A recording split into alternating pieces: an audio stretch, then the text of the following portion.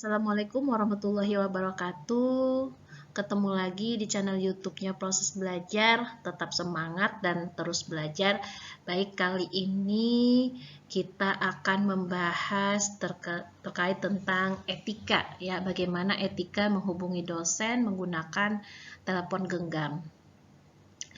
Dan ini menjadi hal yang sangat penting sekali karena memang mahasiswa itu akan selalu menghubungi dosen untuk kontrak perkuliahan atau memang mau ada bimbingan ataupun mau memberikan penugasan dan sebagainya. Nah, berarti harus tahu dulu bagaimana etikanya. Jangan sampai nanti dengan etikanya yang salah itu akan menjadikan hubungan dengan dosen tersebut menjadi tidak baik, ya.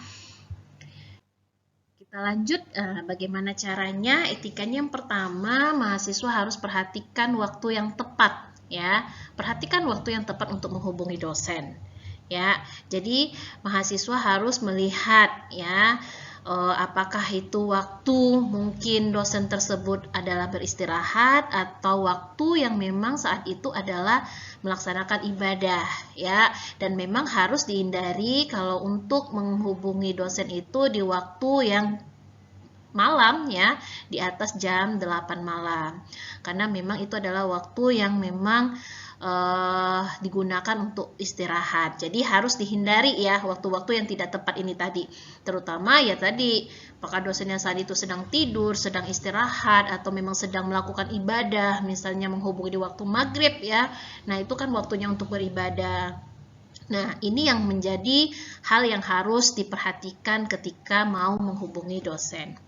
Nah, berikutnya awali dengan sapaan, ya, awali dengan sapaan atau mengucapkan salam, ya, misalnya selamat malam Bapak atau Ibu, ya, atau selamat pagi Bapak atau Ibu, atau assalamualaikum, ya, selamat malam Bapak dan Ibu. Nah, itu harus diawali dengan sapaan atau kita harus mengucapkan salam, ya. Nah, itu yang harus diperhatikan, ya, jangan sampai langsung menyampaikan apa yang mau disampaikan oleh mahasiswa. Jadi harus diawali dulu dengan sapaan atau mengucapkan salam ini tadi. Nah, berikutnya, ya, setelah mengucapkan salam, ya, itu harus ucapkan dulu kata maaf, ya. Nah, kata maaf ini bukan menunjukkan bahwa mahasiswa itu bersalah, ya. Jadi karena sudah menghubungi dosen misalnya. Nah, itu bukan kata untuk memohon atau meminta maaf. Jadi kata maaf ini adalah untuk menunjukkan bahwa mahasiswa yang menghubungi dosen tersebut, ya, ini ada sopan santunnya dan ada kerendahan hatinya, ya. Jadi, ya, setelah kita tadi mengucapkan salam, ya, selamat malam atau assalamualaikum Bapak atau Ibu, mohon maaf mengganggu waktunya. Jadi kita sudah sampaikan seperti itu, gitu, ya. Nah, dengan seperti itu dosen tersebut akan berpikir, oh, anak ini sopan sekali, santun sekali bahasanya, gitu, ya. Lanjut. Nah, yang penting juga pastikan, ya, kita menyampaikan atau mahasiswa menyampaikan identitasnya, ya, atau identitas dirinya dengan lengkap, ya, dan memberitahukan nama lengkapnya siapa, ya. Jika perlu cantumkan NIM-nya berapa, ya, nomor induk mahasiswanya. Jangan sampai nanti kita langsung, ya, tanpa mengenalkan identitas, kapan ya Bu saya bisa bimbingan? Bu, kapan ya tugasnya bisa ini dengan siapa gitu. Jadi dosennya nanti bisa bertanya-tanya gitu, ya. Ini yang menghubungi ini namanya siapa, terus dia kelas dari mana gitu. Karena memang dosen itu tidak akan hafal gitu, ya, semuanya, apalagi dengan jumlah mahasiswanya yang terlalu banyak, ya. Jadi kita sampaikan dulu identitasnya siapa. Oh, misalnya saya dengan Maya atau Susi, ya, atau Budi gitu, ya. Budi Setiawan, ya, kelas B dengan NIM-nya sekian Bu, ya. Nah, itu bisa disampaikan seperti itu. Jadi identitasnya lengkap dulu biar dosennya tahu gitu yang menghubunginya ini siapa gitu, ya. Oke.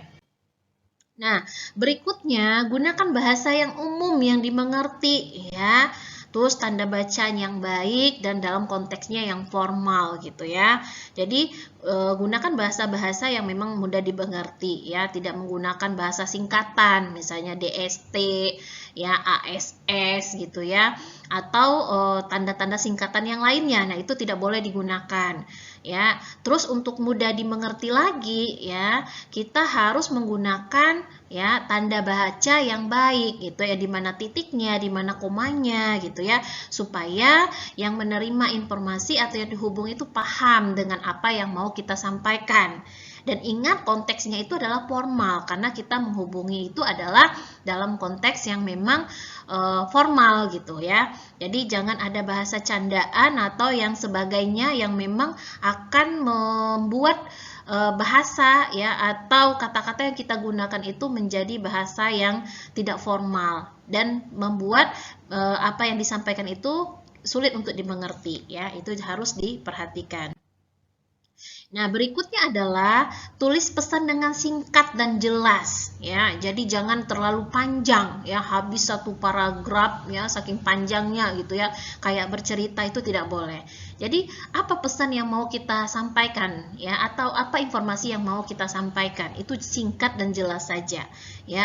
Misalnya ya, kita mau menyampaikan apakah penugasan yang diberikan itu akan dikumpulkan atau media apa yang tugas tersebut mau dikumpulkan. Ya, langsung saja. Jadi tak perlu disampaikan bahwa media yang ada saat ini dalam pembelajaran adalah bla bla bla bla ya. Terus nanti media tersebut diaksesnya seperti apa, dikumpulkan buat NIM dan semuanya. Jangan terlalu panjang ya. Jadi cukup singkat saja, to the point, ke pesan yang mau kita sampaikan ya.